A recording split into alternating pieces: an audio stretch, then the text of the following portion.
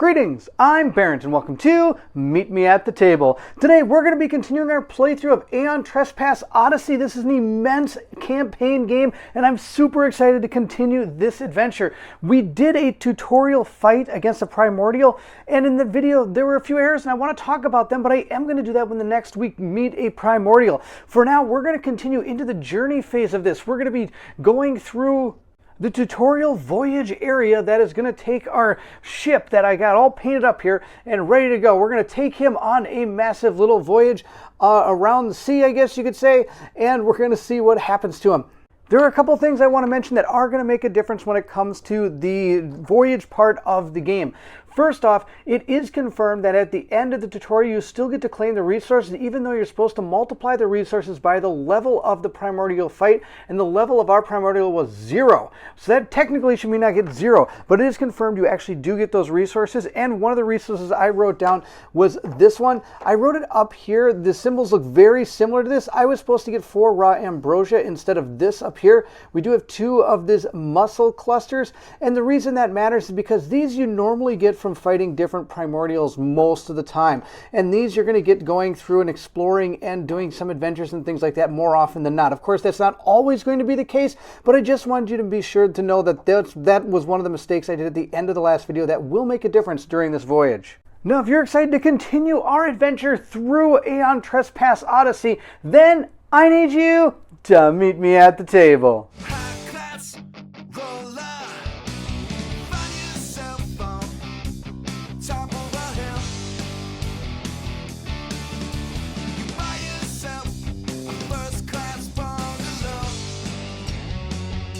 As we move through the world of Aeon Trespass Odyssey, we're going to be met with different story moments that are going to shape the way our journey unfolds. The first one we have here is called an Odyssey Resumed, and I will already apologize right now. There are going to be a lot of words that are names that are not very familiar to myself, and I'm going to do my very best to pronounce them, but I guarantee you I'll pronounce most of them wrong, so please bear with me. I apologize in advance. You emerge from the pools of the Bailonian, deeply exhausted and confused. What was that thing? How did you know how to control the Titans? There are not enough answers in the world to satiate your thirst, says the old priest. But I will tell you what I know, and you can do with it as you please. We call this ship the Argo, though we do not know its true name. It lay moored off the west coast of the Canefelian for many years. Like a beached whale, refugees and outcasts flocked to it, looking for shelter from the harsh reality of post-Ecton Helios. Adventurers and pirates were drawn to it by the promise of hidden treasure. Deserters and fugitives hid on it. As he speaks, he has a meaningful look on his face. We explored it. We charted it. We learned some of its many secrets. We thought we were mastering it, but in truth, it was the ship that was training us. Unknowingly, we were becoming its crew. Your crew. I feel like the 100. One crew! It says here, yours? One of you asked, confounded. You are not like us. You did not walk on board the Argo, my friends. You were found here in a sleepless sleep, he explains. And when doom loomed, you awakened, and as did the Argo. Hecton's attack! No, the priest interrupts you. He does not want any confusion on the matter. A much more terrible foe awaits thee. It pursued us on moth's wings across the great sea, like the messenger Hermes himself. For now we've evaded it, but at most terrible cost. You are not the first Argonauts to awaken from the sleep, nor the first to don the bodies of Titans. Your predecessors were, and not as fortunate as you. Do not sadden, O Argonauts. Their sacrifice made today's victory possible. We understand the Balian a lot better now. We understand the Triskelion that allows you to junction with the Titans in time. We will master it. You call us Argonauts, yet you remember nothing? You say with great trepidation. I know that I know nothing, said a great mortal once. Make that your creed, and you will not be disappointed, chuckles the wizened man. Maybe the ship will reveal the truth to us, if we live long enough. There are more pressing matters at hand. He gestures to the colossal, poorly lit chamber you've just entered. You've been so engrossed in the conversation you didn't even notice you've arrived at your destination. Another man is there, dark of skin, with a bushy beard and a hard steel look in his eyes. The chief smith of the Apoliel engine room, Alcibiades. The ship's been steering itself this whole time, he says. We think it's looking for sustenance. Tremuris, need wind, or the toil of mortal muscle. This ship longs for a different fuel, a black fluid, the same that coursed through the veins of the monstrosity you've slain. Ambrosia. If our understanding of these apparatuses is correct, we're running on empty. The Hecaton gave us a few days of voyage, a week tops, but that's that. There's supposed to be an island to the east, injects the old priest. A ravenous sea empire made toothless by a young and a ball of yarn. Even the toothless wolves bite, says one of you absentmindedly. It's that or Poseidon's watery grave. Take your pick. That's hardly a choice, is it? Before we move to the actual traveling through on the voyage phase, I do want to just take a moment to recognize our characters again here. We have Penelope, we have Telemachus, and remember, each one of these has a ability here, or a little stat, I should say. So hers is will, his is endurance. And do note that I put all of our dials back to 0. You're supposed to start at 0 after you finish off a big combat most of the time. Of course, that's the normal. There could be things, of course, in the game that are going to change that as we play through it. And do know that you could use these as save sheets as well, because you have these little things up here where you could write down what these dials have on them before you move into an encounter. So you could play like through the voyage stage till you get to an encounter, pause at that point, write down your dials, and move into the combat after you get through the voyage stuff, which is probably a lot of what I'm going to do. Also, once I'm done with the tutorial, we will be continuing playing this game. I'd like to continue to go further to see what unfolds after the tutorial is done. So stay tuned for more videos after this tutorial is completed. If you found the video over on One Stop Co-op Shop, do know that the tutorial is all that's going to be done on that channel, but you can check out the rest of this playthrough over on my channel, Meet Me at the Table. I'm going to put a link to it in the description of this video, so go ahead, jump over there, and you'll be able to continue the adventure with us. These are our other two Argonauts that we have. We have Roz and Olympia. Roz has a lot of courage and Olympia has fury. I gave Roz the new weapon we got at the end of the fight. Most likely, I believe you'd have to give these to people as you're going through, because as you go through the story or the journey, something may have to do with certain characters that you may choose or have to do randomly, and that way you have the equipment that those characters would specifically have. Normally, as you play through the game, you're going to be given different story cards and doom cards that you're going to have to fulfill as you go through the game. But in this tutorial, the only thing we're supposed to do is, of course, our Argos needs fuel. So we have to try to find a place to get fuel. That's really the only goal of this tutorial. So let's see if we can reach the shore before we run out of fuel. Now, there are going to be, starting with the timeline, and we're going to be looking at our tile, and we're going to be using our little boat to maneuver ourselves around. The first step of the voyage phase is you're going to move the Argos. Well, as you can tell here, there's no place to move it. So we're going to consider flipping this tile and putting the Argos on top of it as its movement. And these are the tiles, and these are the thicker tiles. These are from the Wave 1 expansion tile set that I have, and they did actually come with the tutorial set, so it does come with every one of the ones that you'd normally get in the game as cards. They come as these thicker cardboard. They look pretty cool. They have the same art on them, so there's no difference there. It's just that they're a little bit thicker and actually sit on the board kind of nice. They're pretty cool. A little bit of an upgrade there. Kind of neat. But as you can see here, it's just a bunch of jagged rocks and bad stuff everywhere. There's nothing exciting on this tile. We're going to place this here. And if anybody's ever played an adventure game similar to like the Seventh Continent, you're going to see this symbol over here, and that's going to be kind of, and you're going to see them on all the corners, and there's going to be different things on these tiles themselves.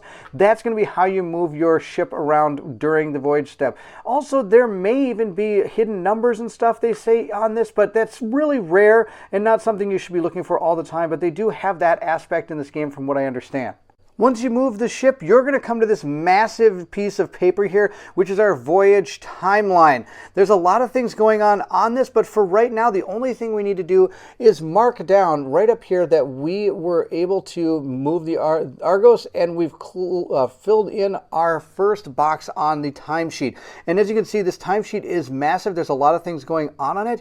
On top of that, you can write things in on these different timelines that may happen to you, or being able to help recharge certain events or items or abilities that you have on your Titans, or different stories will tell you to put down things like 3 days later or things of that nature. Do be aware though, there are 80 days on this, and even though that looks like a lot of time, if you're not able to complete the adventure by day 80, that is considered a lose condition. What you're seeing over here in the choice matrix, that's going to be things that are going to appear in different story moments. It'll say like, oh, tick off A1, and then maybe somewhere down the line, half of like down in this area after you used it up here or something, it may say, do you have A1 checked off? Yes, then go to this and such and of that nature. So your past choices will make a difference as you play through this game.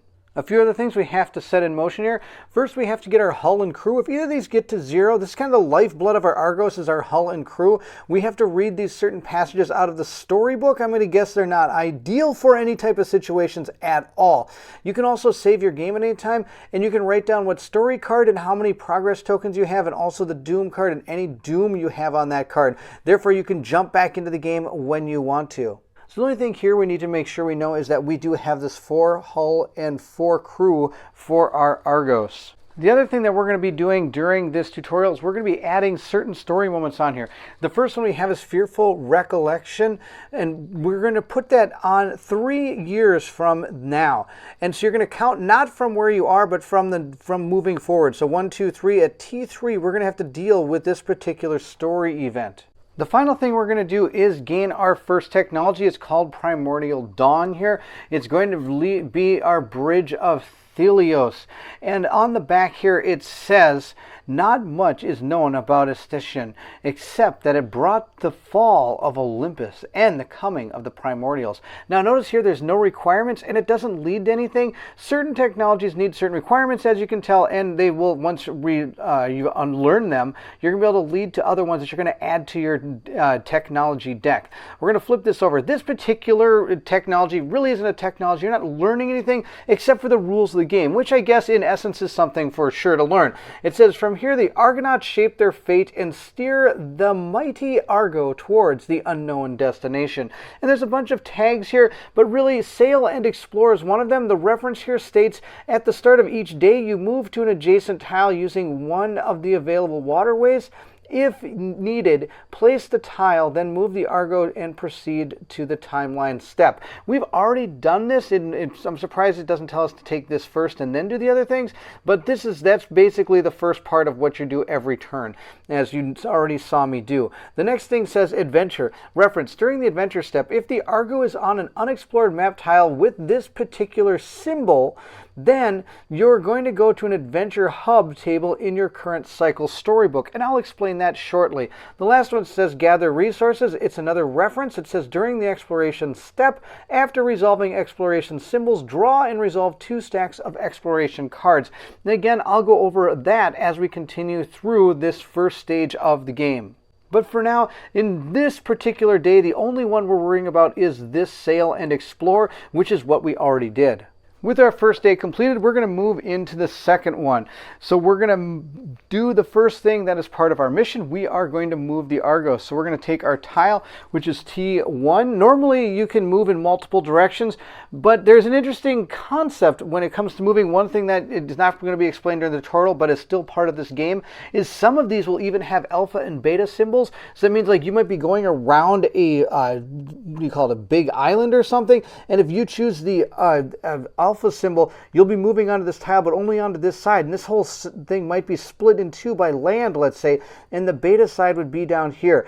And if you continue, you can only move through the alpha. You can't move across the land. You're in a boat, so there's no way you can get across. Of course, certain technologies or story modes might allow you to do that, but when you're originally starting the game, just be aware that that is part of the game, and it's actually, I think, kind of cool that you're not just going to go from tile to tile and every tile is going to be able to be moved to. You might only be able to move to certain parts of the tile. tile, which is also really neat. At this point, though, we're going to flip over our next tile and move the Argos. Let's see what our Argos tile, or a tile, holds for our Argos here. As you can see, we have some shells down here. We have some boats and stuff up here, it looks like. And we're still in the water, so we're going to place this down right here. There is the symbol for a particular adventure right there. We will move our Argos over there. You always have to move every turn. You can never anchor the Argo into a tile. You have to move every turn. That does mean you could move back if you want, but moving forward is usually a better plan if you're trying to complete a story. At least that's how I've learned in my gaming days.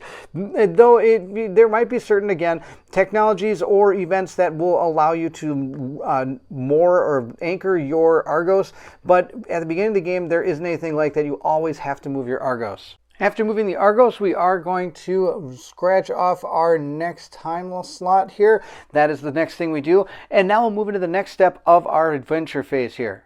The symbol of the adventure on our tile means we're going to have to deal with one of the adventure tracks. The adventure tracks we're on right now, of course, is the tutorial one. So again, we're going to check off that we're going to be doing this one. Notice it has an alpha symbol. This is an omega symbol over here. That will change what could potentially be that story in that particular group of story areas here. Though for this particular one, everything, of course, is in the book that we're going to go read, and they'll tell us what we're going to do. But sometimes you'll be rolling on a table, and you're going to consult particular ones based on the table roll you have. So your adventure is going to be different almost every time you play, because you'll be rolling differently on the adventure tables. And if you do roll a double or something you've already seen, I believe you re-roll that one. So you're never going to have to keep dealing with the same adventure. You're always going to have different adventures as you play through it. And every adventure is going to have a particular good choice, bad choice, or there might both be bad, they both might be good. It's all depending on how you perceive how your characters and your Argos, or how exactly your faction is going to play through the game. There's not really always a right and wrong answer to each of the way these stories play out. Our particular adventure is called Sea of Shipwrecks. It states, you wake up to the sound of alarm bells. Cold chills run down your spine. Has the monster returned? Are you to do battle again? When you get to the deck, the old priest has already there, pointing ahead. Before the Argo lies a sea of shipwrecks, mighty tremors broken in two or smashed into tiny unrecognizable pieces drifting. It's impossible to discern to whom the armada belonged to. The Argo can plow through the watery graveyard, go around it, or stop to look for survivors and supplies. You are in command now, muses the old priest. But if it was me, I'd prepare the launchers to look for anything useful. You get to the boats with your newfound crew and set off for the wrecks. It's as if something massive tore these ships asunder. Some of the larger war streams show signs of precise piercing damage. What could punch through a bronze-plated hull that came out in the other side? Perhaps there really are worse things than hecatons out there. At this time, we have to choose one of you to be the party leader. They break ties if you can't reach a decision. Then choose. So we could pretty much choose whoever we want to if it's playing by ourselves. But if you are playing with multiple people, you're going to want to choose a leader so that they'll have that ability to kind of think for the group if everybody can't make a decision.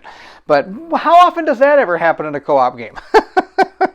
So we're going to, well, you know, she's got the weapons. She's going to be our party leader. She's the only one with a weapon. This is Roz. She's got the courage to step up and be our party leader. That's the deal. So she's going to make all the decisions. It says, I have to choose. 1, this place is a maze of shipwrecks. Foul things may lurk about. You decide it's better to lead the Argo in closer, as it should scare off any predators.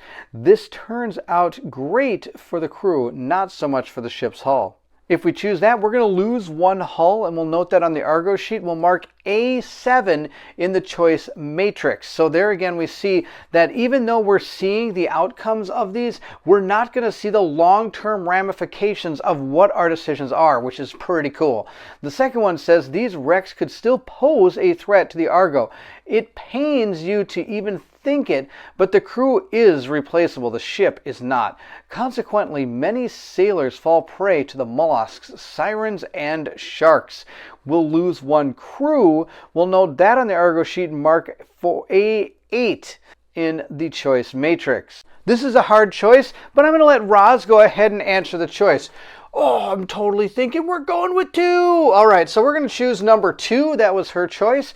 And we're going to mark 8 on our choice matrix, the sheet that we have right here. We're just going to mark that to show that we have marked this. We've decided that was our choice. Then, of course, we are going to lose 1 crew, so we are now down to 4 crew member instead of 5.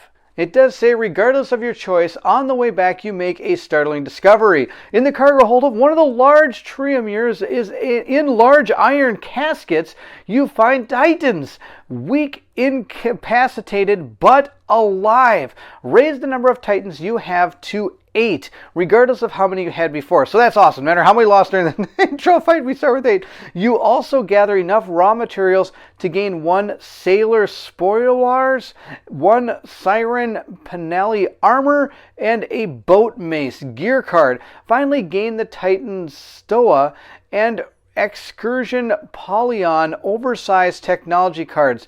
Then return to the voyage phase. And if you, as you notice here, if you're interested in reading deeper into the rules, you can find that on page 36, Returning to the Voyage. First, we got some cool new armor and weapons. The first one is our Siren, Penelope armor here. It's got the shell tag down here. It does have an ability here. I can use a fate to reinforce 1, which means that when I'm about to resolve an armor roll, I can add X amount of dice, where X is the number, so 1 die to my armor pool, which is pretty sweet. She's got a lot of will. I'm going to give it to her. She's going to get a piece of armor here.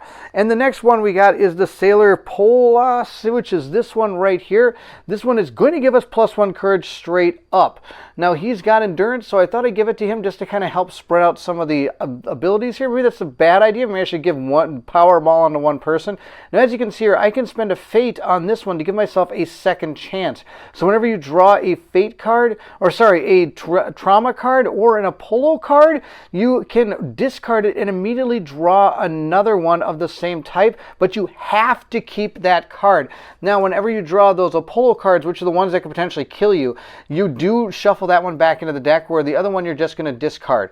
So he's got that. I'm going to give that to him. Then he's also going to gain that +1 to courage, so we're going to give him +1 courage. Now, if he ever loses this, I'm going to lose that courage. It doesn't just stay there forever anymore. The final item I got is a boat mace.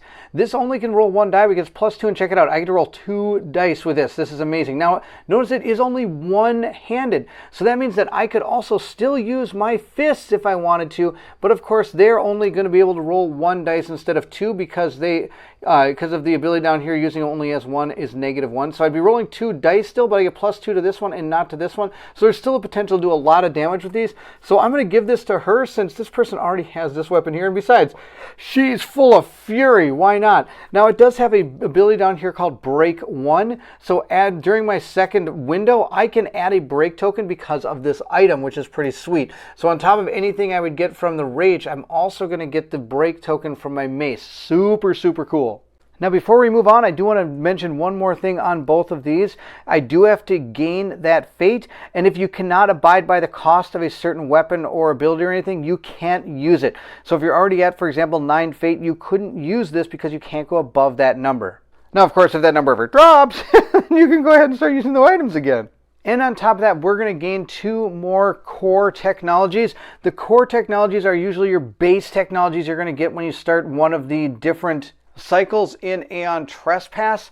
And again, these core ones are going to lead to some other technologies. We're going to deal with that in the future. As you can see it right here, it says it's going to lead to these, but we'll worry about that in the future. First, let's deal with what is on this card. It does say there are a lot we do not know about the Treskelian Junction used in the process of suppressing the atavistic nature of the Titans. We need to know more. So if we flip this, this is the technology we're going to learn. Our excursion propylon. It says here the Argonauts ready for the next excursion, and it also here that a support team stands ready to lend their help. And as you can see, it's got a couple tags, Argo, support, and ones. I believe the 1 is a cycle, or it could just be the first part of this particular type of card. It says here, permanent. Argo ability, which is AA, the limit is going to be 2. Remember when we did our primordial fight and there was a part of the board that had Argo abilities? We're able to bring 2 at the max right now of those particular abilities to the battle. As you go through your technologies and the stories, you're going to be able to gain more of those depending on which trees or story moments you go through as you progress through the game, which is pretty sweet. Now, of course, we don't have any right now, but I'm sure we'll probably get some pretty soon here. You can choose up to 2 Argo abilities to repair. You may use those cards in the battle. So that's our first technology card. I'm going to put that to the side. Do remember that we're going to gain some leads later on. That's not going to be part of this particular day, but soon we will. The next one we have is this one. It's Titanogenesis. It's another core technology. Since they're normally on the bigger cards here, it says, "They are mystery to us, mindless and extremely violent in the wild. They would be mortal kind, greatest enemy, had it not been for the Eshtikon. Now there are best hope for the future." So the Titans are kind of our heroes right now, though they normally probably wouldn't be. It does say icon leads to Titan hunting, so that's something that we'll be looking forward to in the future. But for now, we're just going to flip the card and read what it says here. It says Titan Stoa. It's a voyage technology here, and it states here the Titans are tamed and stored when not in use. Some call this place a warehouse, some call it a prison. So we can, there's some more tags for gain Titans here. Reference during the exploration step, if the Argo is on an unexplored map tile with this particular symbol, we're able to gain 1 Titan. Also down here, we have a max capacity. The Titan limit right now is 10. You cannot gain Titans if they would exceed this limit. Right now, we have 8 according to our latest story, so we can only gain 2 more. So, but if we lose some, that'll be good. We can gain some more. It's not that bad. I mean, I'm sure those are gonna. I'm sure that's gonna be like water, just like when you're playing Kingdom Death Monster. Your survivors are pretty much water. They just kind of go in and out and die a lot and come back to life, and it's just a ton of fun. Then this game is equally awesome. So we have 10 at our limit. Right now, we have 8. Before we move into the next round, we would normally build our decks and go on with other parts of it, but we're slowly being introduced to the way this goes. And remember when we read our story moment, it did mention that we had to return to the voyage phase.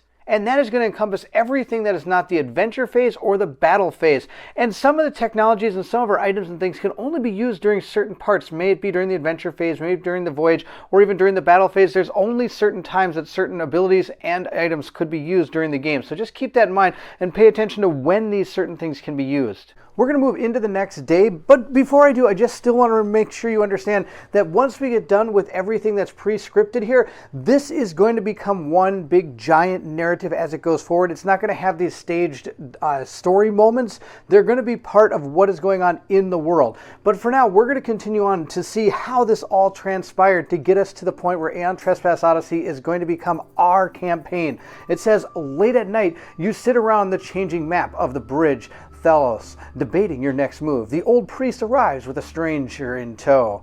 "I am Socrates, the war philosopher, and I come with a warning. Titans are not your friends. They are wild animals and enemies of mortals. Only through the Actikros technology can we tame and control them. It's in the helms, you see. Helms and words. We need to suppress their inner rage and destructive tendencies. The Kratos, so to speak. But there were only 4 helmets, and each time you do battle, you risk damaging one beyond repair. We need to make more. I need only your permission to start work immediately." How did you come upon this knowledge? The old priest smiles. "Just what I had in mind." And again, like I've been saying, it is kind of a pre-scripted event because a lot of the story stuff should be coming up kind of during a different part of the round after we continue on. And as we get to the very end of this campaign tutorial area, you'll see how each one of these stages do actually make sense. But right now, we're just kind of fitting them in so that we're learning them piece by piece, just so everybody understands exactly how this game will be played once we get to the next video. Once we get there, this is going to be just this huge, open, expansive environment that we're going to be able to travel. We're going to be able to experience all these adventures, these campaign narratives. It's going to be fantastic. Super excited for it. But let's continue on with the rest of the tutorial. Just like it showed, we're going to place our next tile right here and move on into it. Still a lot of shipwrecks and another adventure that we have right up there. But before we do, we are going to mark off T2, and as you can see, we have a new symbol here that we're going to deal with. That's going to be our technology, which is either going to be battle technology, which are these like darker ones that are supposed to kind of look like fists, or we have our structural technologies that look like this. Those are going to be more for diplomacy and things you're going to be doing during the adventure phase more often than not. But for now, we're going to ignore this symbol. We are going to get to it during this, but first, we're going to take a look at that adventure. Vast spaces. Choose a party leader and continue. Well, we already got Ra as the party leader. We're going to keep her that. I think this will be pretty awesome. The Argo mystifies you. An iron ship that does not sink and that sails on invisible winds. It is magic, the kind that Hephaestus might conjured up in his forge. But the gods are long dead, and the grand forges of Olympus cold as Kyotos itself. When you go below deck, you find vast spaces that could house a fleet of terrarium, or even a city. Some of the sailors, along with Alcibiades smiths, set up a makeshift ship-breaking yard. They took some of those shipwrecks you encountered yesterday and began salvaging materials for weapons, giant weapons for the Titans. As you inspect the salvage, you learn that, unfortunately, you've also taken a stowaway.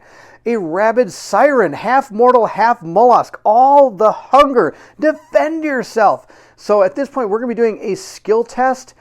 So if you want to, you can read in your instruction book on page 37 to show how skill tests and everything goes. It's under test skills and Trixcolian gains. Then choose. 1. It's only the 4 of you, so you need to engage the siren as 1. That way, even though you risk more of you getting hurt, you will spread the punishment among you. Each Argonaut tests Fury or Endurance at a 7+. If you fail, you're going to gain 1 danger. The second option is it's only the 4 of you, so 1 of you needs to step up and hold the creature off, while the rest scramble for reinforcements. They may hurt you bad, but the damage will be contained. The party leader gains 2 danger. Regardless of your choice, see vast spaces continued in the next page.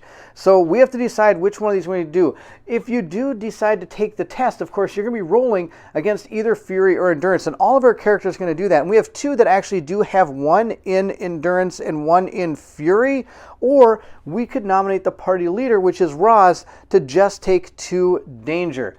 And again, like I said, if you want to test, all you have to do is roll a d10. If you get 7 or higher, you pass, and if you don't, you fail and gain that danger. So I could potentially take 4 danger or gain 2. We're going to go the easy route. Besides, Roz looks pretty tough. She looks pretty bonkers. She's pretty awesome there. She's going to take the 2 danger, going to 2. Now remember, this will persist into the next time we potentially do any types of battles or anything, or we might be able to lose some of this danger as we continue through the story. We're not exactly sure how life will all transpire. But if you ever do complete a battle, of course, all of these normally reset to 0 depending on how the outcome goes and depending on how the story goes. But more often than not, those will all get reset back to 0. So we've taken the 2 danger. Let's continue.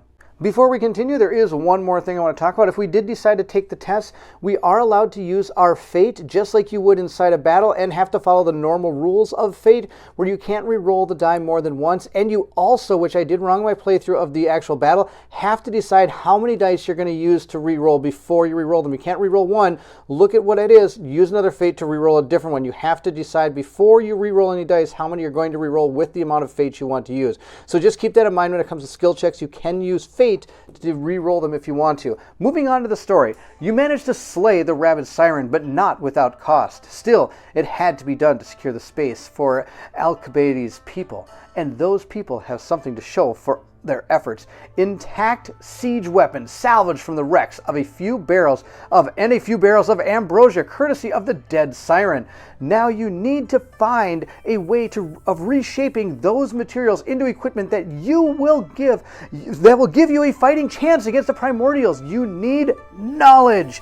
As you turn back to look at the scholars of the Argo and the old priest mentioned one of you lingers. A flicker of reconciliation flashes in their mind. This horrid encounter has stirred something in them, something from their veiled past. Gain 2 armament resources, 2 tremor resources, 6 raw ambrosia resources, a muscle cluster resource, and an infused mechanism resource. We're going to note those on the cargo hold.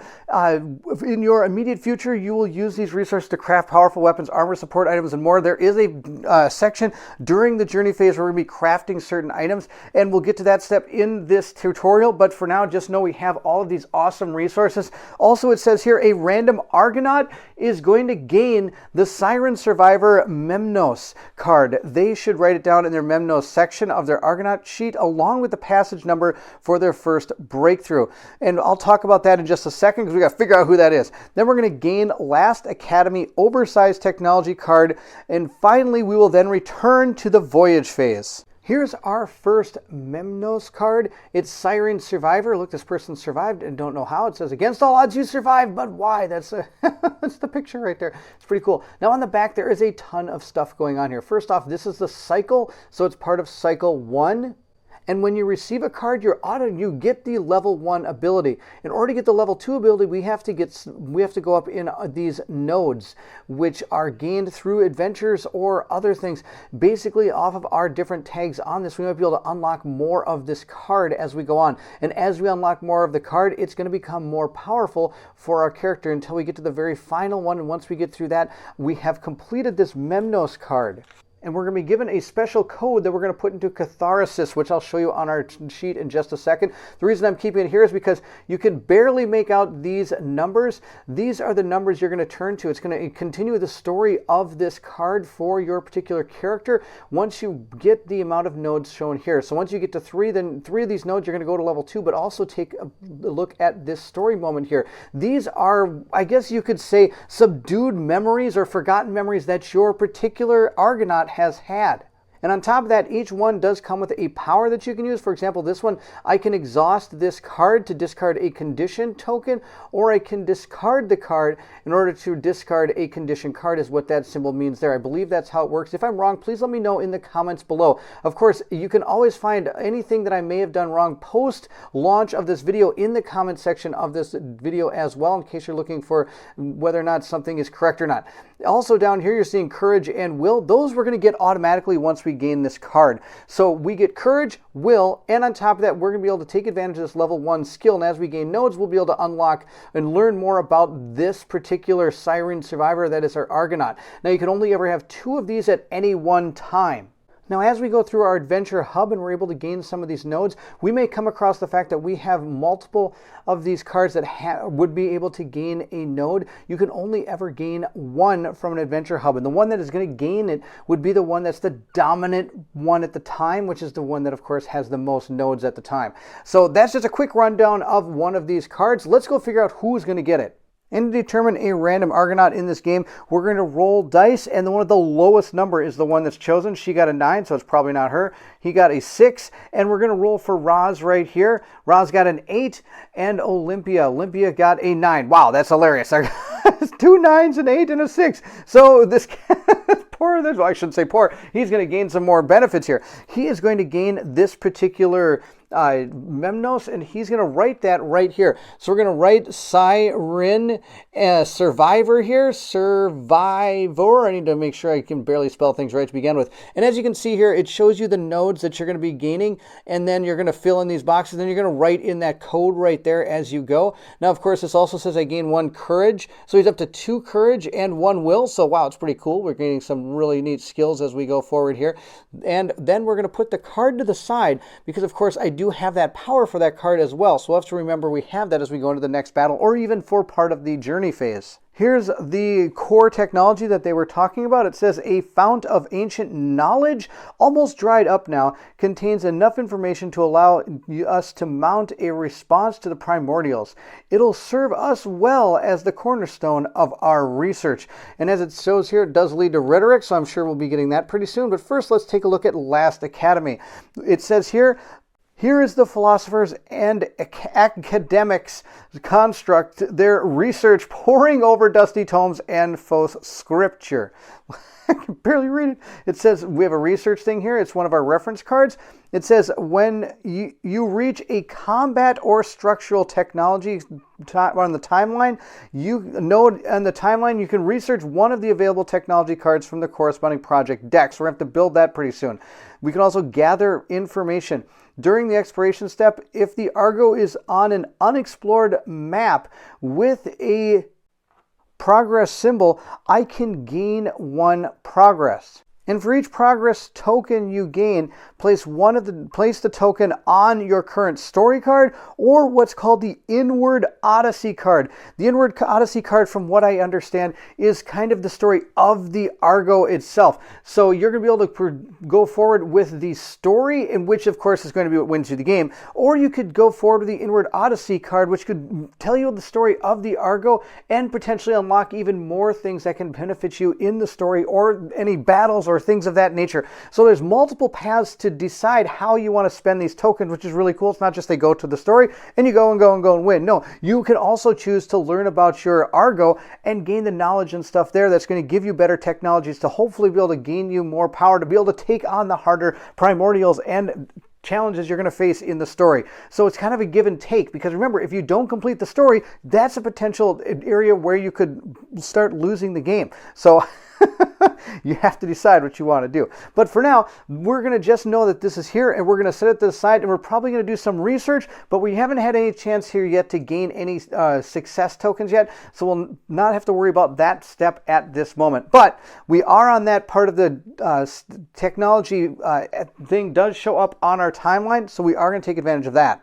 Here we have our stack of technology cards. Now, they're a smaller card compared to the ones we've been looking at before, and that's not a mistake. These are, like I said before, our core technologies. A lot of these are gained at the beginning of the cycle so that you'll have access to some of these from their prerequisites. On top of that, it shows all the different parts that are kind of going on inside the Argo and kind of what's happening in the Argo is kind of how these core cards are built. Now, these are going to be cards that are going to help us out. Now, we could learn, for example, this Titan Hunting, but we have to meet the prerequisites. We need Titan Genesis and Rhetoric. Now, we have the Titan Genesis, I believe, from a core technology. Yes, we do. It's right here. But I do not have the Rhetoric, so I cannot do that. And on top of that, when we looked at our timeline, it showed we could do a battle technology, but not a structural one. So this one we can't even do. Here's Rhetoric, which we could do if we have the prerequisite. We do Lost Academy. That's actually the one we were just looking at. And we have this one, but it needs Rhetoric, so we can't do that one either. So this might be the first structural one we try to learn. Now, we do have 2 different battle technologies, Triune Weapon and Tremere Armor, and both have the same prerequisite, which we already have through one of our core technologies. And it says here, conventional mortal scale weapons cannot penetrate the primordial's Aeon Trespass fields. We need to think bigger. I like that. Or the other one is the armor. It says we do not yet have facilities capable of creating armor that can withstand the primordial attack, but we have access to all these different war tremeres. So we have those possibilities. Now I'm going to put these to the side. We have to choose which one of these we want. Now, I know I could potentially construct both of them, but whenever you reach that point in the timeline, you can only choose to do one. So even if you have 4 or 5 different ones that you could do at one time because your prerequisites are already met, you could still only do one. So I think we're going to start with the armor. Now, interestingly enough, even though it doesn't show what you get until you flip it over, you do have access to look at these. You do not have to hide this information from yourself unless you want to. Maybe make it more exciting when you actually do decide to learn what is on the back of these cards. But it shows you everything you can craft now from these armor. I can either get the Sail Swallows or the Shipwreck Shields. And these are the requirements from the different materials that we have in the hold. And here's the weapons. So if we decide to do this one, these are the different weapons we could learn to use, or craft, I should say, from all the different requirements and all the different, resources that we have. We got resources in our boat. So right now we're going to learn this one though, and we're going to set that aside to know that we know that. And then we're going to keep this deck just like that, ready to go. Now, of course, when we did learn this, we're able to leads to to this ranged weapons card. So we're going to grab that one, which is right here. And now we can add this to this deck. And next time we come to a battle technology that we can learn, we could potentially learn this one. But we can't because, look, it needs both of those first. So we'll have to learn this one first. And then once we do that, this one gets the ability to be able to be learned once we continue to the third one in our timeline. So for the second one, we'll have to learn this, unless, of course, we get some other ones in some other way. You're not just going to gain them from the technology cards. You may gain them out in the world, going to certain areas, experiencing certain story moments. You may gain technology cards from those. But, of course, in order to learn them, you might have to have some prerequisites. And some of the prerequisites might even be actual places or primordials that you have to fight. So there's so many different ways that you're going to gain these technologies. It's super cool. But, of course, there's only a limited amount of them that you can learn based on your timeline. So, again, there's a moment here where you have to decide what kind of paths you're going to want to send your Titans down, or what paths you're going to want to learn the diplomacy portion of this game, which is going to be what a lot of these structural ones do. So it's really cool. It's a whole cool system and how this works. That brings us to the end of number 2, or day 2, I guess you could say. So we're going to go into our tutorial campaign round 3, Ashes of Alexandria. Contrary to what the war philosopher said, there were many books and scrolls on the Argo, a venerable library to rival that of Athens. But there was only one text that spoke of the Argo and its fabulous technology, the one Socrates dubbed the Last Tome. He believes it was taken from Alexandria just before the Eschaton happened, but this is just pure speculation. The Last Tome only has one page, but it keeps changing under the slightest of touches. This is the miracle of the Fausse Scripture. It also means you cannot be sure what knowledge and secrets it still holds. To learn the answer you don't know you need, you must figure out the right questions. And just so you have asked, the old priest has gathered the learned sages, philosophers, and scholars of the Argo, united in one purpose, to understand.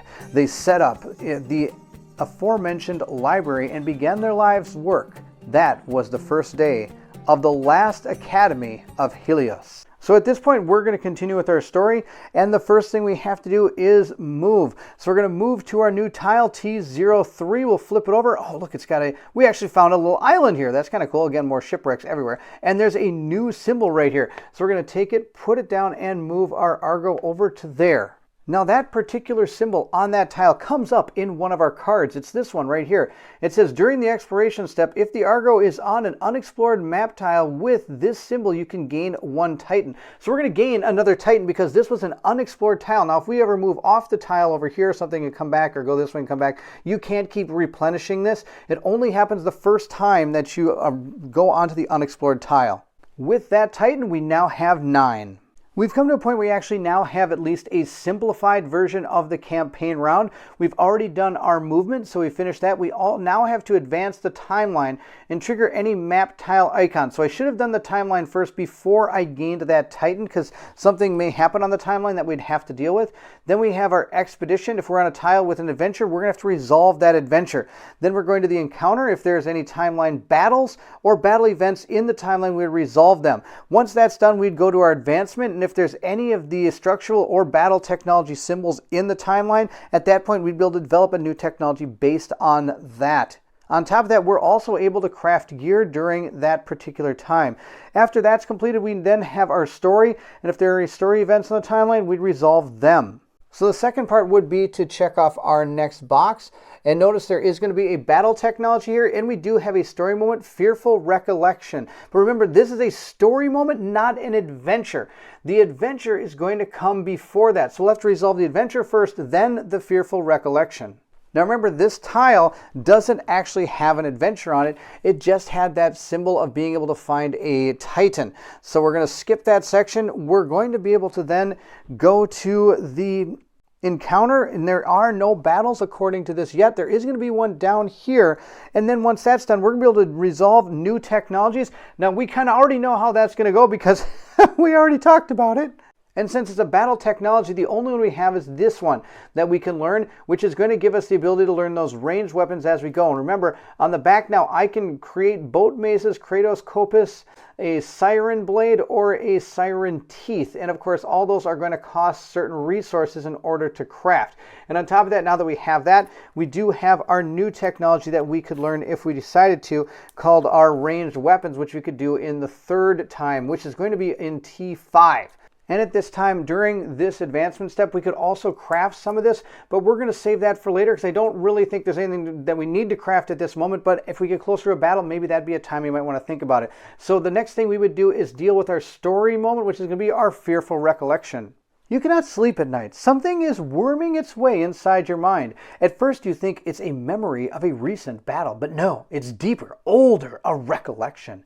Of your previous life, you expect to see loved ones or even hated enemies. Instead, it's only drab, wet walls, damp dirt, and a tiny sunlight. Who are you? The least likely Argonaut gains the Imprisonment Memnos card. To determine the least likely Argonaut, you're going to look at the Memnos cards and the Memnos nodes that those have had. The least likely Argonaut is the one with the least amount of cards. So we technically have 3 people that could be the least likely. It cannot be our one that has Siren Survivor. Now, if there's still a tie between everybody who has at least, let's say, 1 Memnos, say we all had 1 of those, you would then look to see how many nodes each of those players have, and the one with the least is going to be the most unlikely. Now, of course, if it's looking for the most notable or the strongest one, then you're going to look at the person who has the most Memnos cards or nodes. And of course, if there's ever a tie in any of this, we're going to choose randomly. So when it comes to figuring out who's going to get the Imprisonment Memnos, we're going to have to choose randomly between the 3 we have left because they all don't have anything. So there's nothing to actually check on. So we again are going to take our dice and see if Roz is the most unlucky. That's a 3. We have a 3 over here. And then we have Penelope is also down there. She has an 8. So again, these 2 are going to roll off and see who's the most unlucky. It's going to be her. Olympia is going to gain that Memnos. So here is her card right here. It says, who can tell how long it's been? Dark, damp, and cramped and lonely. The cell gave you no quarters. Just a tiny crack in the wall. And we're going to see. Now, of course, he's going to have an ability. It says you may reduce suffered knockback by up to 2. So that's going to be pretty good. That'll help out quite a bit. Here are the keywords up here that are going to help gain some nodes. I do get +1 to endurance and +1 to wisdom, so we're going to make sure to write those down on her track here. She gets +1, what did I say, courage and, no, endurance and wisdom. So that's kind of nice. She's going to get some extra bonuses to those particular stats. And she gets that ability that she'll suffer 2 less for knockdown. Now, of course, as this powers up, she's going to gain some extra abilities here, such as you may reduce suffered pushback by 1, and then you may suffer knockback. You may lose 1 of your danger, which is pretty good. So she's going to be stopped being knocked around, according to this card, which is pretty neat. I guess being in prison, you're going to learn to stick up for yourself. Maybe, I don't know. Here you go. All right, let's continue on.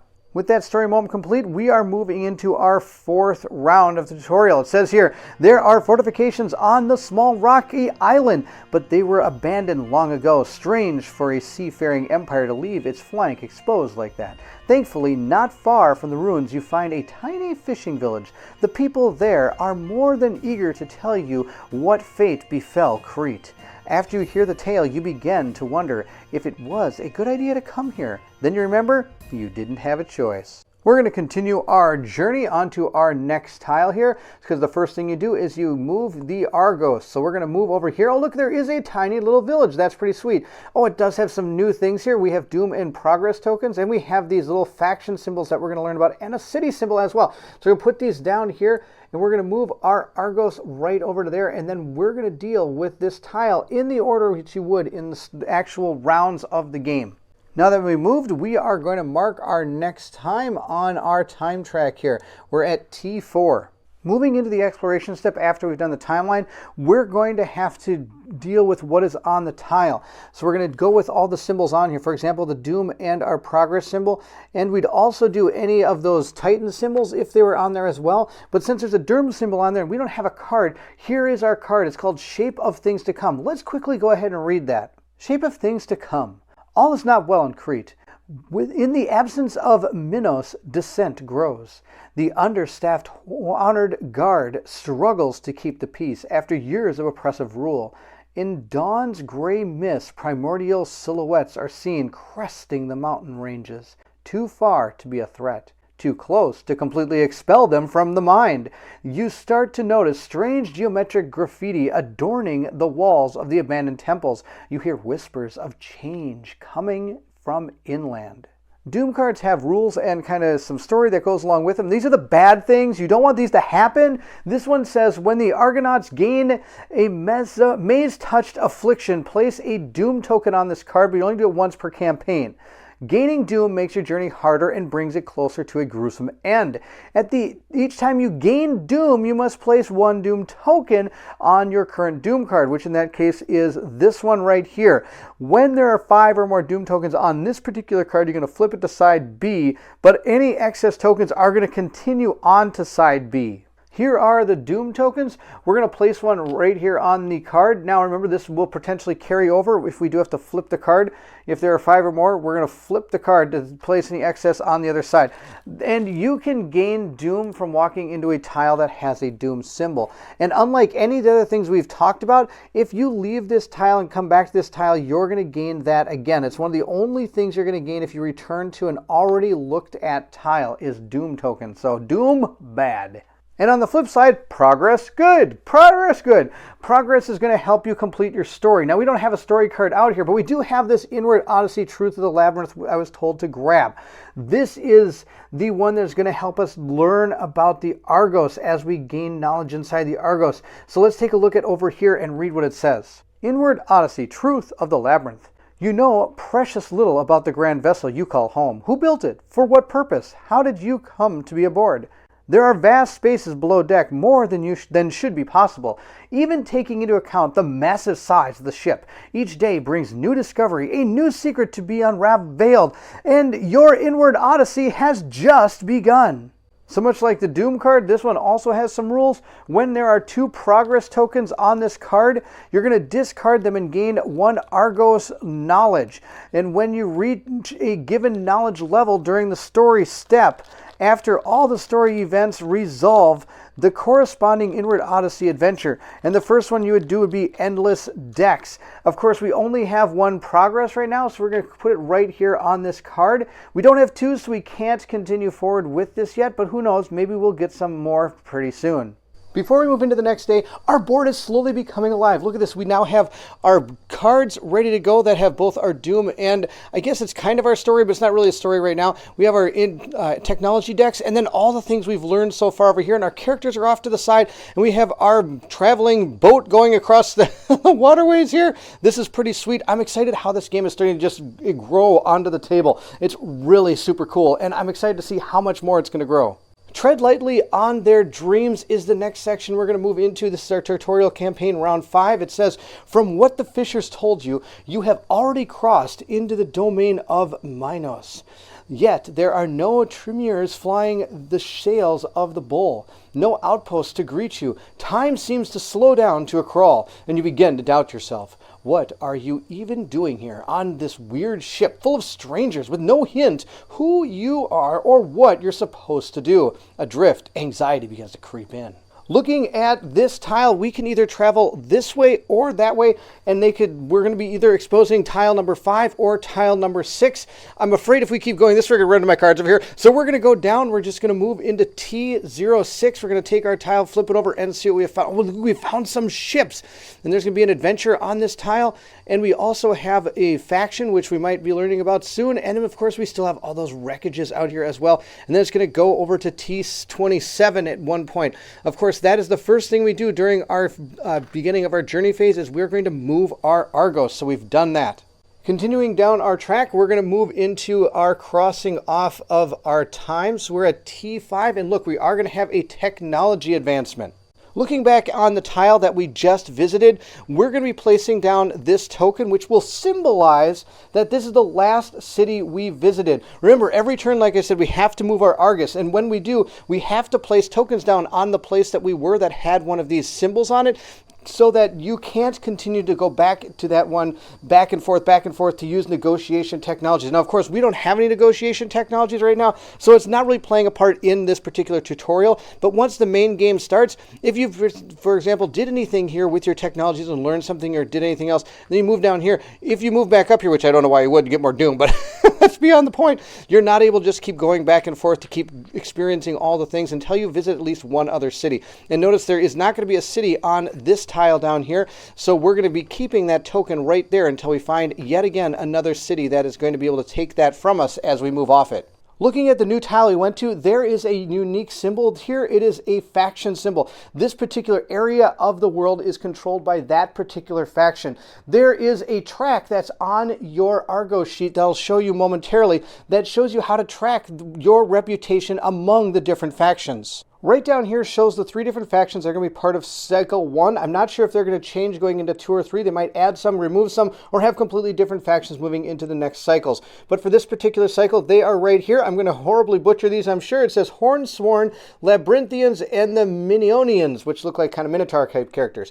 We have a neutral standing with all of them right now. So I'm just going to mark zeros on all of these. It's going to change based on our interactions with the different factions through maybe story events, or if we ever encounter them in any of the cities or anything through our diplomacy technologies. This may adjust. I will tell you right now, if you ever get to the war area on one of the tracks, it will never go up again. Once you hit this mark, that's it. You are at war with that faction and it will never change. Of course, I'm not going to say never, because there might be something in the game that does change it, but for what it's worth, how I understand it is, if you ever do get here, that won't be allowing us to move up anymore. Now that we've explained a little bit about how that works, and of course, as you go up these tracks, you see +1 and +2 and -1 and -2. That's going to be if you have to take maybe a roll or something, or to determine how your interaction works out, you're going to be adding potentially those numbers to the roll. Also, certain story moments are going to have how well you are with that faction is going to influence how the different story moment plays out in front of you. The only other symbol we have left on our tile is our adventure symbol. So we're going to mark off our adventure here in the tutorial, which looks like it's probably going to be the last one. And I didn't show that I marked off the second one when we read through that one. I apologize. But we are going to go into our third one, which is the Omega one, which would change potentially different things if you're up in some of the other ones. But of course, being the tutorial, it's already laid out what we're going to read. We found a merchant ship, and it does have the keyword crime, which we'll probably play into in just a second. The story says, the moods of the ship sour even more, as you need to enforce food and water rationing. Black ambrosia is not the only thing running low. Maybe the city ship can reach the shores of the island of the Bull. But if you don't find supplies soon, it may well be manned by a crew of corpses. As you ponder the consequences, a solitary squawk breaks the silence. Lookouts catch a few fleeting silhouettes looming on the horizon. Soon enough, you see them as well. Bright sails and slender bows. Breams from Corthin, great drafts signaling holds full of cargo. Food, perhaps. When they notice you, they turn around and flee, denying you the chance to explain yourselves. You are no pirates, but you are in desperate need. You urge Alcibiades to speed up. If A7 is marked, the chase reveals that damage suffered from the shipwreck sea was more extensive than you realized. Roll a d10 on a 1 to 7. Increased strain causes further damage. Lose 1 hull. 8+, the Morier are kind to you. This time, gain 1 Argos Fate, which is located up at the top here. This is a stat that if it gets to 10, we're going to have to read this. Again, I'm not sure. I'm not getting a lot of fate, probably similar to our Argonauts, is probably not a good thing. Sadly, or I should say maybe goodly, we don't have A7 marked, we have A8. But now notice, this is something that happened in the past, so those different choices we make are affecting how the game unfolds. Byroms are no match for the Argos. Soon you catch up to them, and they put up no fight. In truth, they surrender, like pups rolling onto their backs. With opulent outfits and statures to match the grandeur of their wealth, these merchants are sailing the Knossos to pay tribute to the almighty Minos. Though you make them a more than fair offer, they pointedly refuse. They want nothing to do with you, and would sooner see you starve than share even a barrel of their supplies. Super nice guys. Choose a party leader. So again, at this point, we could choose a new party leader if we wanted to, but hey, Roz is doing a great job. Let's keep her going. It says here, I can either choose one, you made them a lucrative offer and they still refused. You're no thieves, but your crew is starving. These merchants are wealthy enough and they won't miss a few barrels. Then push comes to shove, they'll float to Knossos on their bellies. Confiscate their supplies, mark A10, and then see a merchant ship supplies on the next page. Or 2, you're not pirates or thieves. Besides, you're fairly close to shore, and in the Knossos, you wouldn't want to make enemies here. Let them go, but ask for the map of the coast. See a merchant's ship maps on the next page. Oh my gosh, that's a huge choice here. I'm going to guess doing 1, I'm going to have a happier crew. But number 2, maybe I'll get more of the map exposed to me and be able to know where I'm going in this world. Wow, that's a tough choice. Roz has no wisdom and is full of courage. She's going to cheer on the people as they go for the merchant ship here. Why not? We're going to mark A10 on our sheet and flip this over. I have full faith in my crew and my Argonauts with the courage that we have from Roz that we'll be able to navigate the seas without a map. Who needs maps? We'll go to 8. We marked A10 and now let's check out the merchant ship supplies on the next page. Before we read this, there is something else I want to talk about. When you do choose a party leader, you'll want to make sure you give them this party or priority target token so that you can remember who is your party leader. So I'm actually going to place that on Roz's card. If we ever have to choose another party leader, of course, we can choose a different one. But at this point, I believe this party leader is going to stay until we're having to choose a new one. But we're going to move into a merchant ship supplies. Barbarios, you're no better than the Samakari scum, says one of the fat merchants when you order your crew to liberate them from some of their cargo. Everyone's got to eat, and we're the biggest fish here, snipes one of you. No, my friend, there is always bigger fish. We're going to gain 1 Argos fate, and our diplomacy is going to go down 1 for this particular faction. But look at this, the Hornsworn diplomacy is going to go up +1. Then it says, if A8 is marked, some of your crew have taken to heart your philosophy of the greater good. While you were confiscating the necessary supplies, they snuck aboard the Briums to take the rest. Unfortunately, all they could claim were some dead god's relics. I get to gain 1 monument resource and 1 additional Argos fate. Then we're going to return to the voyage phase. So I've adjusted our tracks down here for our diplomacy, given us a monument resource, and we now have 2 Argos fate. Now, of course, remember, if we get to 10, we'll have to read number 98, which I'm sure is not good. I'm going to spoil a little bit here. This is the other option we could have done. The only reason I'm showing you this is because I want to show you what this Strangers is. One of the other things which you may have saw on our sheet next to the Argos Fate was a box with a number with strangers in it. And you can add numbers to those. Strangers are not good. They're people that have maybe infiltrated your Argos and could be causing, for example, uproars, or maybe they're spreading their own ideological ideas, or they could sabotage different things. So having strangers on your ship is not a good thing from what I guess. Of course, I could be completely wrong, and I'm sure there may be good strangers, I don't know, but they are going to influence different things that happen in the story, potentially on our Argos sheet that shows us all the different new things that could happen. For example, if we ever have to read any of these, it might matter how many strangers we have, maybe are going to play a role into how those all play out. Of course, could be wrong, haven't played it yet. But just bear in mind, strangers are not a good thing. You don't really want them on your ship, and they're going to influence the way the game plays out for you. Now that we've completed our adventure, one of the tags was crime. And this is going to bring about these different node advancements. If we look at imprisonment, it had a keyword crime on it. So because we were able to resolve that mission or that adventure, I'm going to cross this off here. Now remember, when we get to 3, we're going to be unlocking the new ability that this has, and we're going to be putting down a little number here that corresponds to this particular card. If I can get to zoom in on that tiny, tiny number right there. And we're going to read that from our adventure book and find out more about Olympia's past. The next thing that's going to happen as part of our turn order is we get to develop that technology. And it was another battle technology, and this is the only one we have is our ranged weapons. So we now have access to this, which means we can now create ballistic guns and a petrified javelin if we have the resources.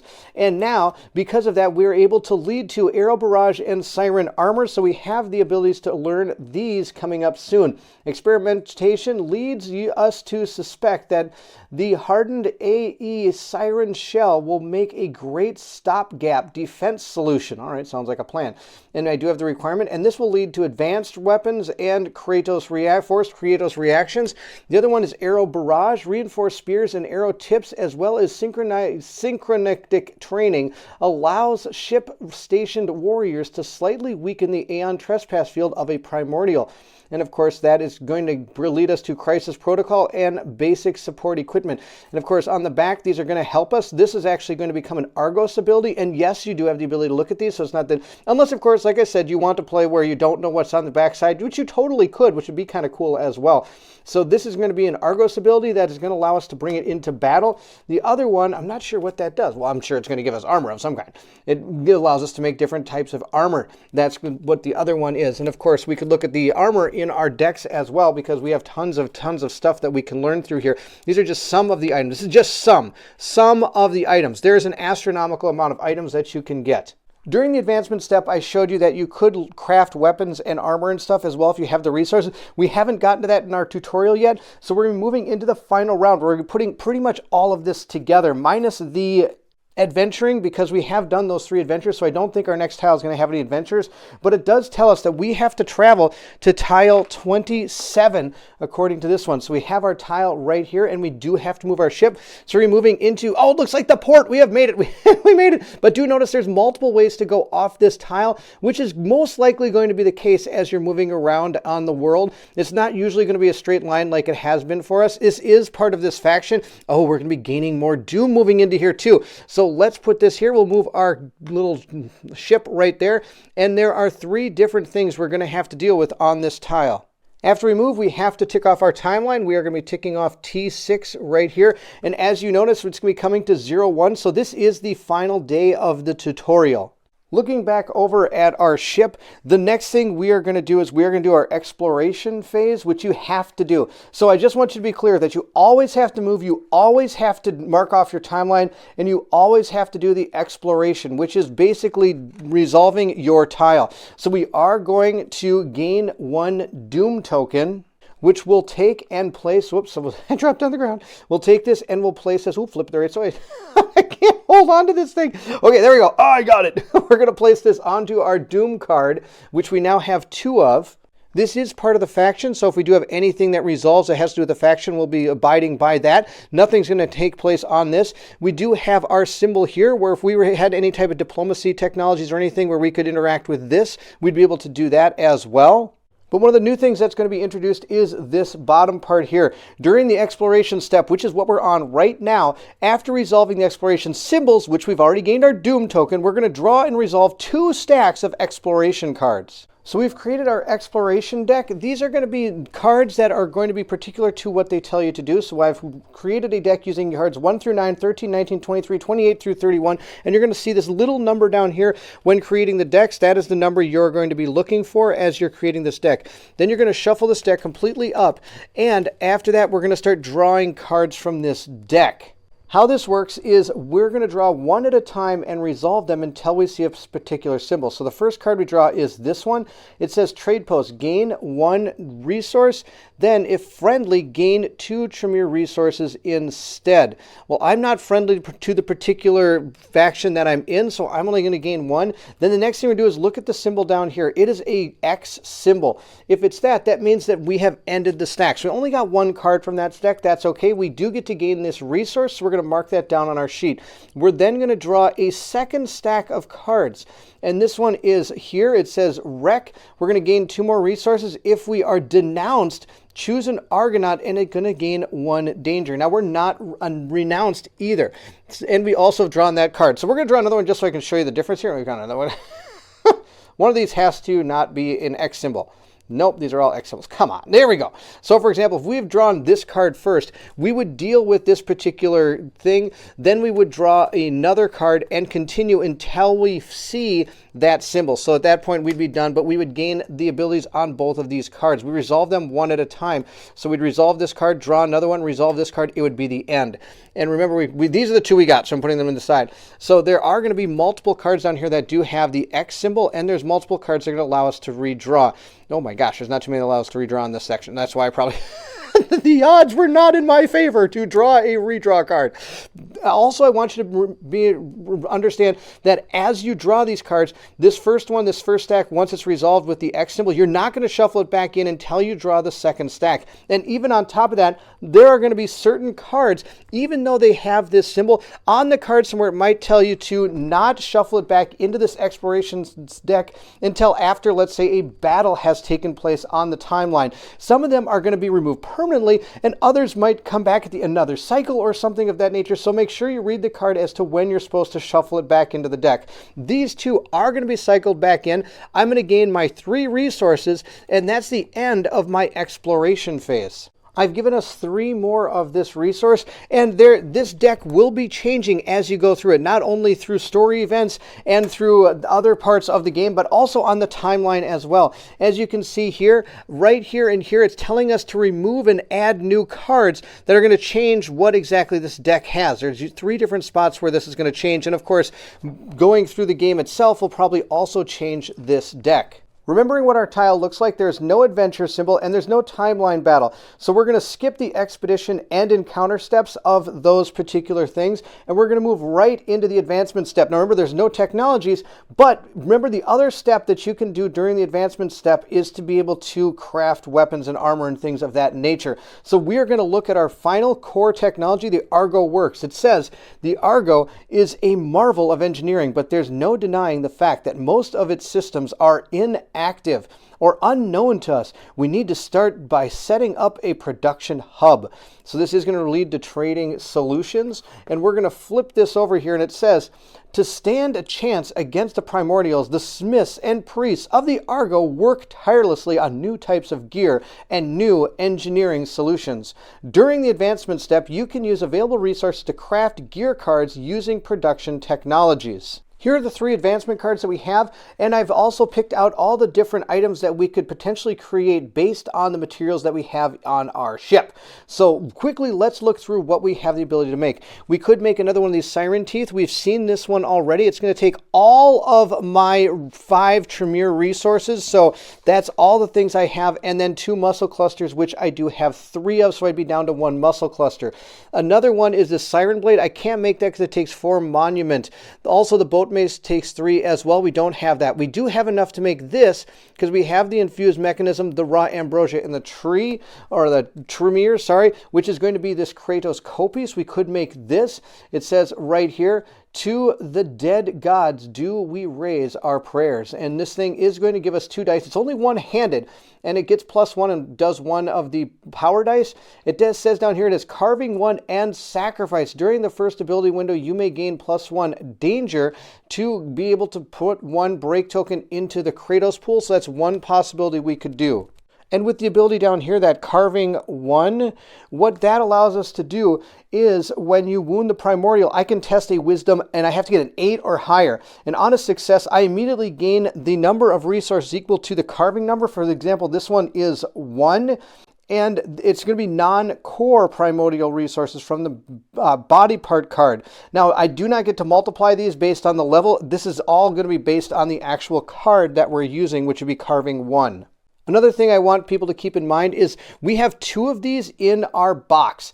We can only craft 2. You can't craft 3 and just use another card to like as a placement holder for it. You can only craft what you actually have in the box. You can never craft more. We could also make a petrified javelin. There's 2 of those, which is right here. It's going to cost me 3 of the Tremeres and 5 of my raw ambrose, which isn't too bad. But if we look at the back, I want you to notice a few things on this card. First, you get to roll 2 dice. I get +1 and do 1 power dice, and it's one-handed. But it has a range of 2 to 4.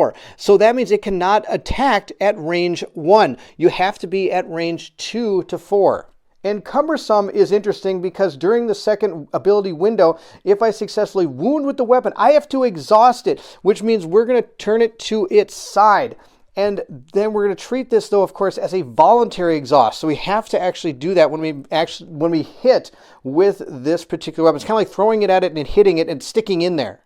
To unexhaust a card, you have to spend your movement action or combat action, and that will unexhaust all exhausted equipment and some elements, such as Memnos cards and Titan abilities and so on. Other abilities, other game effects, of course, could allow you to unexhaust these. Maybe you have like another ability from your characters or something that's happened during the story that allows your character to do that, or maybe ability on your Titan to unexhaust cards. But once they're exhausted, you have to spend either your combat action or your movement action to unexhaust it to be able to begin to use it again. I think that's really cool because it does give some of these more powerful weapons a reason to have to think about if you want to bring them into battle, because you might not always be able to use them, along with some of those really powerful abilities. The final thing we can make with all the stuff we have is the Shipwreck Shield. And on the back here, it is 2 dice. It gives 0. It gives +1 to here. It has crit evade. Place 2 opening tokens in the Kratos pool. And it also has the 2 symbol over here. And this is going to allow us to reroll, and it says 2 here. Now remember, if you ever reroll something based on a card, you can only reroll a die ever once. So even if you reroll it based on a card, you're not going to be able to use your fate to reroll that die again. So these are all the things we could potentially make. So we'll have to figure out what is best for our group. We have enough materials to make 3 different things. We have 2 armament, 3 raw ambrose, and a muscle cluster. We do have 3 muscle clusters. Here, I'm going to go to our sheet so I can show you. We have here 2 armaments, 10 raw ambrosias, and 3 muscle clusters. So if we lower this to 2 and this to 0, we then can make one of our defense armors here, our Shipwreck Shield. I need 3 ambrosia, 1 muscle cluster, and 2 armament. So we do still need 3 ambrosia, so we're at 7. So we'll put that right there. And we should be at 8 of these. I did actually forget to put the number down after we did our exploration, so we do have 8 of those. So with that, we've made our Shipwreck Shield. We'll have to figure out who to give that to. I'm going to guess it's going to be Penelope because she already has some armor, so I think she might be really good at just getting a lot of armor. The next thing we could make is going to be, I'd love to make a couple of these ranged weapons, but we don't have any fleshy mantle, so I can't make a ballista gun. And I really think I'd like a couple of those in my possession instead of just one, so I'm not going to do that. What we're going to do is we're going to make some of these weapons. We could make a Kratos Copies because I have that infused mechanism, 3 and 2. So 3 more of these would bring us down to 4. We're going to use 2. Is it 2 of the other ones? 2 of these. So we're going to go to 6 on this. And then the last thing we're going to use is our infused mechanism, which is going to allow us to get one of these. We'll place this onto a character. I think that's going to go to Telebachus. He's going to gain that. We still have enough here to make even more stuff if we want to. Like we could make one of these siren teeth. We have enough. We have 6 of these left, so we have 5. And we have 2 muscle clusters. I have those right there. So each one of our characters could actually all have weapons, which would be really good. I can't make another one of these because I don't have the infused mechanism. And I can't make another one I can't make the Siren Blades, I don't have the Monument, and I don't have the Bolt Mace. So let's make another one of these. We're going to go down to 1 of these, and we're going to remove 2 more muscle clusters, bringing us to 0. And then we've made another one of these Siren Teeth that we're going to be able to give to Penelope, and we're awesome. Our characters are going to be rocking in the next part. So that was super cool. We made a shield and 2 more weapons. So this is where the board stands at the end of the tutorial. This is it. That is all you're going to see here for the tutorial. We're going to be moving into the actual game next. I will say that as you get ready for the beginning of this game, it does say in the book that we're going to return our Argos to its base stats. So I'll be gaining back all my crew and hull that we would normally start with. I do get to keep everything that I've gained through this tutorial going into the first mission from what I understand. Of course, I haven't read it yet, so I don't know exactly what's going to happen to us. But any Argos fate and any strangers we have, we're going to remove those from the game as well. We're going to be starting our Argos kind of at a base set of stats here, having left this place. Now, I believe this is going to be our starting tile because it does tell us that we have to remove all of these and put them back in the box. I have a feeling we're never going to see these again, but I should never say never in a game like this. We could bring these tiles back, and we have to remove this tile, this token, of course. But as we leave this, depending on which direction we go, I'm sure we're going to place that there. We'll see how this all transpires once we start playing the full game of Aeon Trespass Odyssey. I hope you enjoyed the playthrough. If you did, don't forget to like, subscribe, and hit that bell symbol so you know when more Aeon Trespass Odyssey comes out. If you are watching this particular tutorial over on the One Stop Co-op Shop, our journey here is going to end. But if you want to see more Aeon Trespass Odyssey, please check out my channel, Meet Me at the Table. I'll put a link to it in the description below. We'll be continuing our playthrough over there.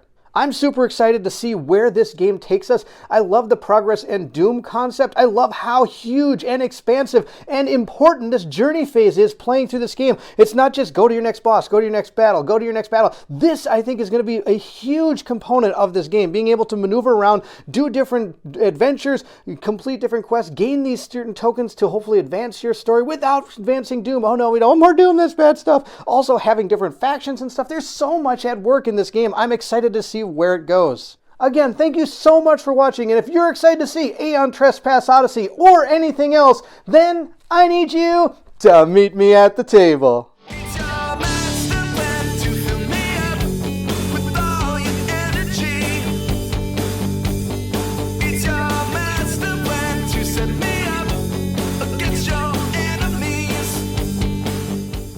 Looking back at the tile we came from, we're going to place down this token that is going to symbol. I can't talk.